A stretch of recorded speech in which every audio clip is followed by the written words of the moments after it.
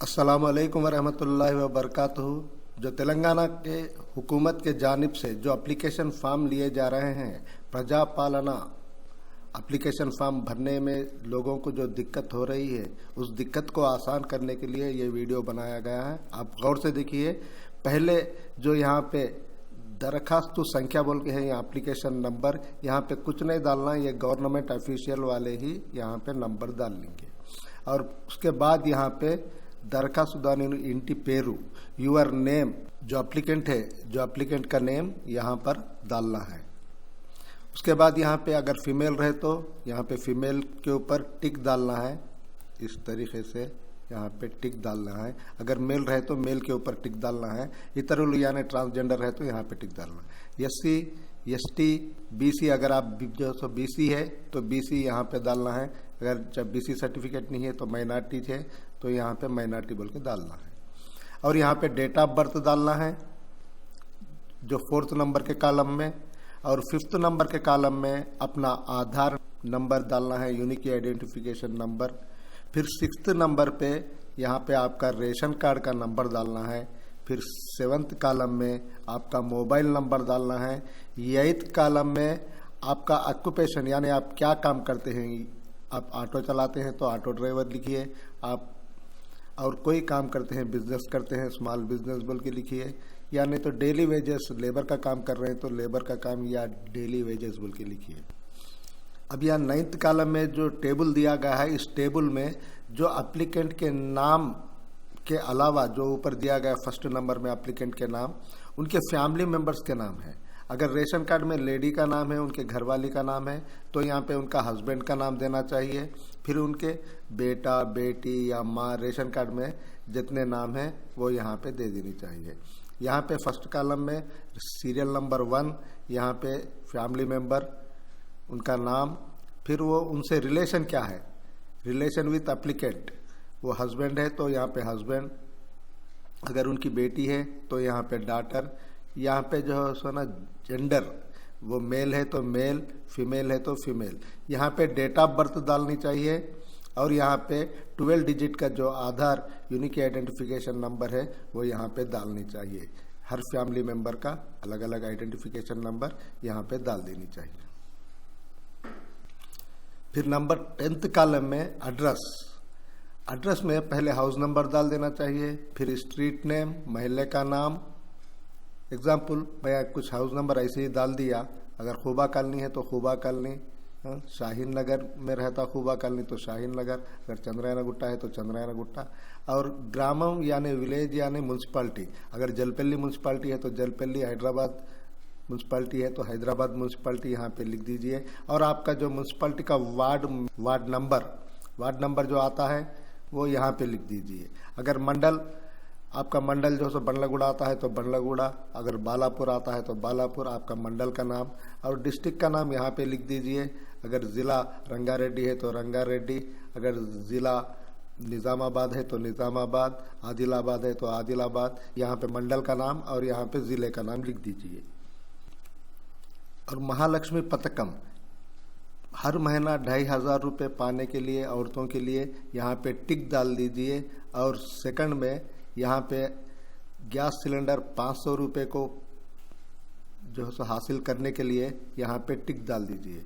और यहाँ पे इस कॉलम में 2.1 में अपना गैस कनेक्शन का नंबर डाल दीजिए। और 2.2 कॉलम में यहाँ पे अपना गैस कंपनी का नेम, HP है HP, भारत है भारत, इंडियन है इंडियन, यहाँ पे गैस कंपनी का नेम डाल दीजिए।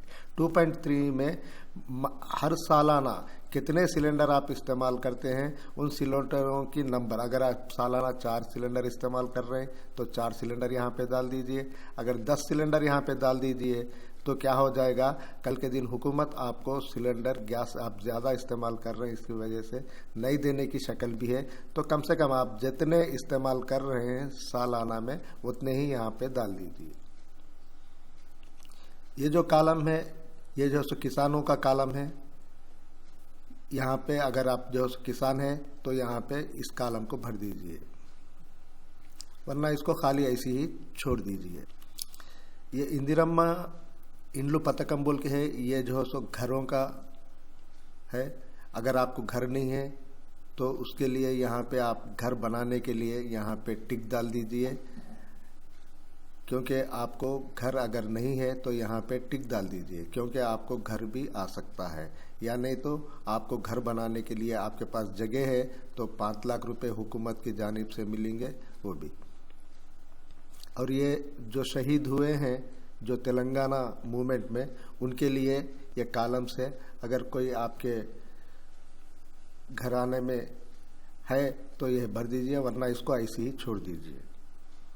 ये गृह ज्योति पथकम बोल के है, जो घरेलू इस्तेमाल बिजली की जो पावर हम इस्तेमाल करते हैं उसको हर घर को 200 यूनिट देने की योजना है हुकूमत की जानिब से, तेलंगाना हुकूमत की जानिब से। तो आप लोग कितने यूनिट इस्तेमाल करते हैं हर महीना आपकी बिल, तो यहाँ पे 0 से लेके 100 यूनिट तो यहाँ पे टिक कर दीजिए, नहीं 100 से लेके 200 यूनिट तो यहाँ पे टिक कर दीजिए, 200 यूनिट के ऊपर यहाँ पे टिक कर दीजिए। ये हुकूमत देगी 200 यूनिट के अंदर जलाने पर, तो इसीलिए आवाम यहाँ पे टिक कर दीजिए। ये चेयुता पथकम बोल के है, इसके अंदर हैंडीकैप्ड लोगों के लिए यहाँ पे टिक दीजिए। जो हैंडीकैप्ड का जो सर्टिफिकेट रहता है, डिसेबिलिटी सर्टिफिकेट, उसको साधारण सर्टिफिकेट बोलते हैं, वो सर्टिफिकेट का नंबर यहाँ पे डाल दीजिए। और जो दूसरों के लिए, ये जो सेकंड कॉलम में दूसरों के लिए, जो बूढ़े लोग हैं, अगर बूढ़े हैं तो वो यहाँ पे टिक कर दीजिए, अगर वो विडो हैं तो यहाँ पे टिक कर दीजिए, अगर वो कोई डायलिसिस जो पेशेंट है तो यहाँ पे टिक कर दीजिए, और कोई बीमारी है तो यहाँ पे टिक कर दीजिए। और ये जो फाइलेरिया की जो शिकायत है, जिनके पैर भारी होते हैं यानी मोटा रहता है, ये एक किस्म की बीमारी है, ये बीमारी वाले यहाँ पे टिक कर दीजिए। सिंगल वुमेन, उनके लिए भी जो बिना शादीशुदा एक औरत, अकेली औरत जो जिंदगी गुजारती है, उनके लिए भी यहाँ कॉलम है, अगर ऐसे कोई है तो वो यहाँ पे टिक कर दीजिए। बस इतना ही आसान है, इसको आसानी से भर दीजिए।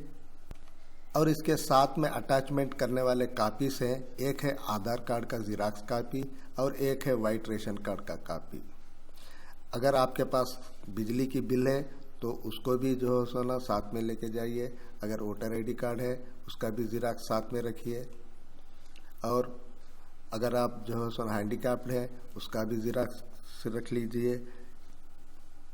और आखिर में यहाँ पर आपकी दस्तखत, आपको लिखना आता है तो यहाँ पे दस्तखत कर दीजिए, या नहीं तो आप अपना अंगूठा लगा दीजिए।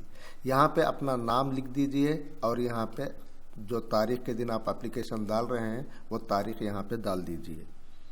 ये जो कॉलम है, ये जो रिसिप्ट है, ये रिसिप्ट आपको गवर्नमेंट ऑफिसर जो कि आपके वार्ड में आकर जो सो एप्लीकेशंस ले रहे हैं दिसंबर 28 तारीख से लेकर जनवरी 6 तारीख तक, वो इस फॉर्म को फिलअप करके उस आदमी जो आपकी एप्लीकेशन ले रहा है उनका नाम और होदा यहाँ पे स्टाम्प डाल के आपको ये रिसिप्ट फाड़ के देंगे।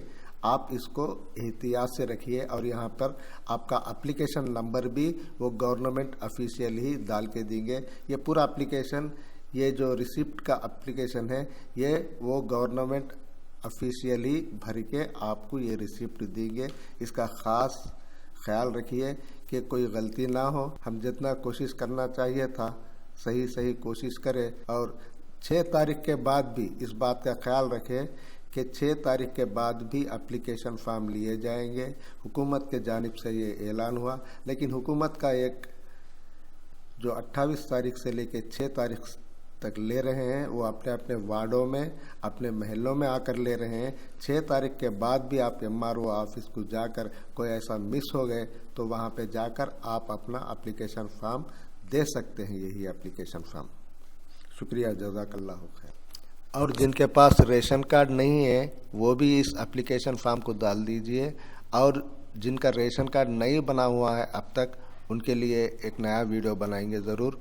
और आप लोग हमारे चैनल को सब्सक्राइब करिए, लाइक करिए, शेयर करिए।